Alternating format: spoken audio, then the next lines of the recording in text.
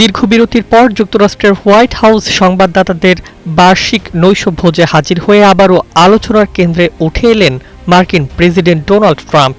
সাংবাদিকদের উদ্দেশ্যে একের পর এক রসিকতা ছুড়ে দিলেও তার বক্তব্যে ছিল তীক্ষ্ণ কটাক্ষের সুরও। ওয়াশিংটনে অনুষ্ঠিত প্রেস ফ্রিডম উদযাপনের এই অনুষ্ঠানে ট্রাম্প প্রথমেই হালকা মেজাজে উপস্থিত অতিথিদের স্বাগত জানান।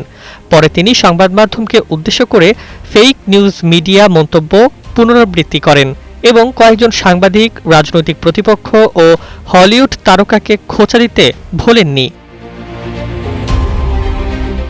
ভাষণের এক পর্যায়ে ট্রাম্প বলেন, আগের অনুষ্ঠানের জন্য তিনি আরও কঠোর বক্তব্য প্রস্তুত করেছিলেন, তবে এবার তুলনামূলক সংযত ছিলেন বলেও মন্তব্য করেন। বুলেট প্রুফ ভেস্ট পরা সাংবাদিকদের নিয়েও রসিকতা করে তিনি বলেন, জ্যাকেটের সঙ্গে মানানসই জুতা খুঁজে পাওয়াটাই হয়তো সবচেয়ে কঠিন ছিল।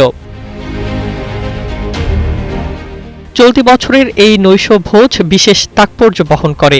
গত এপ্রিলে একই আয়োজনের সময় নিরাপত্তা চৌকির বাইরে বন্দুক হামলার ঘটনায় অনুষ্ঠান স্থগিত করা হয়েছিল। এবার কড়া নিরাপত্তার মধ্যেই আয়োজনটি অনুষ্ঠিত হয়। অনুষ্ঠানে হামলা প্রতিহত করতে গুলিবিদ্ধ হওয়া সিক্রেট সার্ভিস কর্মকর্তা ভিক্টর গনজালেসকে বিশেষভাবে সম্মাননা জানানো হয়।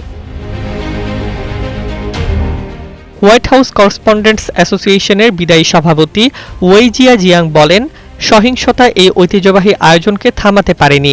জবাবে ট্রাম্পও রাজনৈতিক সহিংসতার বিরুদ্ধে অবস্থান পুনর্ব্যক্ত করে বলেন, কোনো সশস্ত্র হামলা গণতান্ত্রিক প্রক্রিয়া বা সংবাদ মাধ্যমের ভূমিকা থামিয়ে দিতে পারবে না। এক শতাব্দীরও বেশি পুরনো এই নৈশভোজের মূল উদ্দেশ্য সংবাদপত্রের স্বাধীনতার প্রতি সম্মান জানানো এবং সাংবাদিকতা শিক্ষার জন্য তহবিল সংগ্রহ করা। তবে এবারের অনুষ্ঠানেও ট্রাম্পের রসিকতা, সমালোচনা ও রাজনৈতিক বার্তাই সবচেয়ে বেশি আলোচনার জন্ম দিয়েছে। Desk report, Bangladesh bulletin.